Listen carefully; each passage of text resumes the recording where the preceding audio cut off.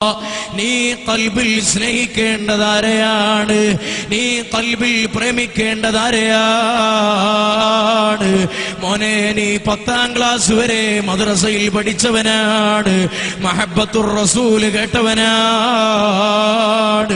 നീ +1 സ്കൂളിലേക്ക് പോകുമ്പോ, അല്ല ഡിഗ്രി പഠിക്കാൻ വേണ്ടി കോളേജിലേക്ക് പോകുമ്പോൾ വഴിവക്കിൽ വെച്ച് കണ്ടിരിക്കുന്ന പെൺകുട്ടിയെയല്ല, അവളെയല്ല നിന്റെ ഖൽബിൽ നീ പൂവിട്ട് പൂജിക്കേണ്ടത്.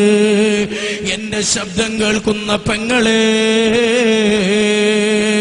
മദ്രസയിൽ വെച്ച് പഠിച്ചില്ലേ ഹറാമാണെന്ന്, ഉസ്താദുമാരുടെ വാതിൽ കേട്ടില്ലേ ഹറാമാണെന്ന്, അതൊക്കെ ബോധ്യമുണ്ടായിട്ട് പോലും ഇന്നലെ മിനിയാന്ന് ബസ്സിൽ വെച്ച് പരിചയപ്പെട്ട ചെറുപ്പക്കാര്, അല്ല കോളേജ് കോമ്പൗണ്ടിൽ വെച്ച് പരിചയപ്പെട്ട നിന്റെ ക്ലാസ്മേറ്റിനോ അല്ല നീ ഖൽബിൽ സ്നേഹിക്കേണ്ടത്, നിന്റെ ഖൽബിൽ ഇടം കൊടുക്കേണ്ടത് മദീനയിലെ രാജാവിനാ.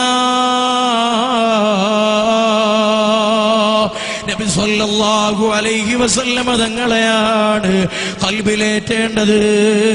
അല്ലാഹു നമ്മുടെ മനസ്സ് നന്നാക്കി തരട്ടെ.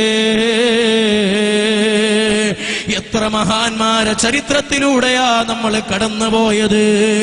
അവർക്ക് ഏറ്റവും വലുത് ഹബീബാ. അവര് നേടിയ വിജ്ഞാനം നേടാൻ നമുക്കായിട്ടുണ്ടോ? അവര് കണ്ട ലോകം കാണാൻ നമുക്കായിട്ടുണ്ടോ? അവരനുഭവിച്ച അനുഭവങ്ങൾ നമുക്ക് ലഭിച്ചിട്ടുണ്ടോ?